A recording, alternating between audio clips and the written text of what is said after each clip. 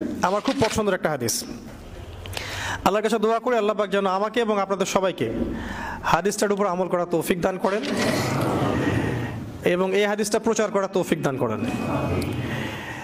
সহিহ মুসলিমের 9 নম্বর হাদিস আর মিশকাতুল মাসাবিহ যে বইটা আছে এই বইটার 2 নম্বর হাদিস। হাদিসটার নাম হচ্ছে হাদিসে জিবরিল। হাদিসে জিবরিল বা জিব্রাইল যেটা আপনারা বলেন। রাসূলুল্লাহ সাল্লাল্লাহু আলাইহি ওয়াসাল্লাম, আমরা নবীর নাম শুনলে দরুদ পড়ব, তিনি একদিন মসজিদে ঠিক এভাবে বসেছিলেন আর তার আশপাশে সাহাবায়ে কেরাম রাদিয়াল্লাহু আনহু এভাবে ঘিরে ধরেছিলেন। এমত অবস্থায় মসজিদে একজন ব্যক্তি প্রবেশ করলেন। আমি অল্প করে বলছি, শর্ট করে বলছি, অনেক লম্বা হাদিসটা। এমত অবস্থায় একজন ব্যক্তি মসজিদে প্রবেশ করলেন। প্রবেশ করে একদম নবী সাল্লাল্লাহু আলাইহি ওয়াসাল্লামের হাঁটুর সাথে হাঁটু লাগিয়ে দিয়ে বসলেন। তাহলে কিভাবে বসলেন? তাশাহুদ আত্তাহিয়াতুর সময় আমরা যেমন করে বসি ঠিক এইভাবে বসলেন, নবী সাল্লাল্লাহু আলাইহি ওয়াসাল্লামের হাঁটুর সাথে হাঁটু লাগিয়ে দিয়ে, এবং নিজের 2 হাত আল্লাহ রাসূলের 2 উরুর উপরে রাখলেন।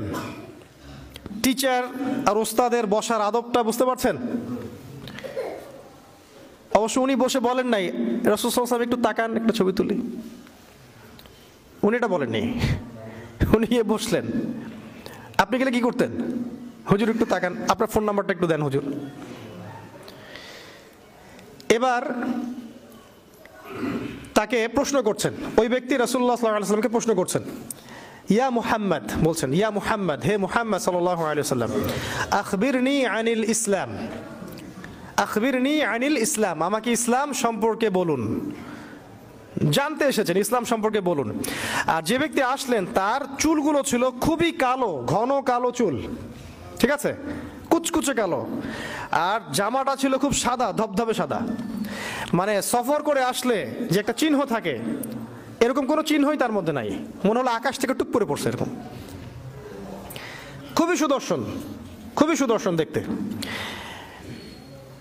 নবী সাল্লাল্লাহু আলাইহি ওয়াসাল্লাম বলছেন, উত্তর দিচ্ছেন যে আল ইসলাম, ইসলাম হচ্ছে, ইসলাম ধর্মটা হচ্ছে ইসলাম ধর্মটা হচ্ছে ওয়া আন তাশহাদা আল্লা ইলাহা ইল্লাল্লাহ ওয়া আন্না মুহাম্মাদান আবদুহু ওয়া রাসূলুহু। ইসলামের প্রথম বিষয়টা হচ্ছে তুমি আল্লাহ ছাড়া কারো ইবাদত করবে না এবং এই সাক্ষ্য দিবে যে আল্লাহ ছাড়া কোনো ইলাহ নাই আর মুহাম্মদ সাল্লাল্লাহু আলাইহি ওয়াসাল্লাম আল্লাহর বান্দা এবং রাসূল। এই সাক্ষ্যটা আগে দিবে। মানে কি? মানে হচ্ছে তুমি আল্লাহর সাথে শিরক করতে পারবে না, আল্লাহর তাওহীদের উপর থাকতে হবে আর রাসূলুল্লাহ সাল্লাল্লাহু আলাইহি ওয়াসাল্লামের সুন্নাহর উপরে থাকতে হবে। এই হচ্ছে লা ইলাহা ইল্লাল্লাহ মুহাম্মাদুর রাসূলুল্লাহর সংক্ষিপ্ত কথা আর কি। আর কি আছে?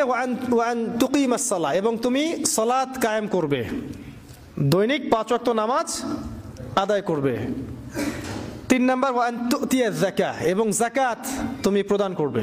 নিসাব পরিমাণ সম্পদ থাকলে প্রতি বছর যাকাত প্রদান করবে।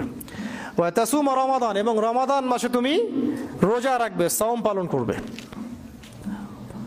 এবং যদি সামর্থ্য থাকে তাহলে তুমি আল্লাহর বাইতুল্লাহ হজ করতে যাবে।